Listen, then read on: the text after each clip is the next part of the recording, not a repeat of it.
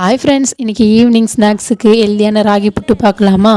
தேவையான அளவு ராகி மாவு கொஞ்சம் எடுத்துக்கோங்க. அதில் லைட்டாக சால்ட்டு போட்டு நல்லா கிளறி விட்டுக்குங்க.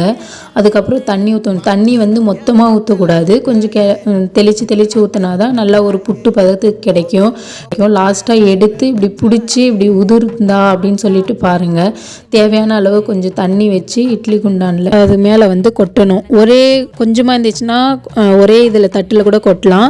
இல்லை கொஞ்சம் அதிகமாக இருக்குது அப்படின்னா 2 தட்டுலையும் வச்சு கொட்டலாம். நான் வந்து கொஞ்சம் நிறைய செஞ்சனால 2 தட்டில் வச்சு செஞ்சேன்.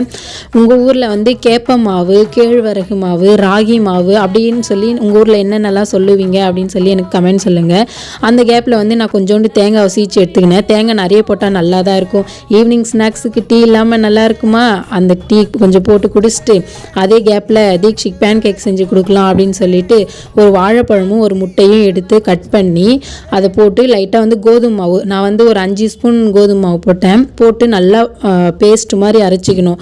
அதை வந்து குட்டி குட்டியாக நம்ம போட்டு கொடுத்தோன்னா குழந்தைங்க நல்லா விரும்பி சாப்பிடுவாங்க. நான் சுட்டு எடுக்கிறது எனக்கு வீடியோ எடுக்க மறந்துட்டேன். சுட்டு கொடுத்தோன்னா குழந்தைங்க நல்லாவே விரும்பி சாப்பிடுவாங்க.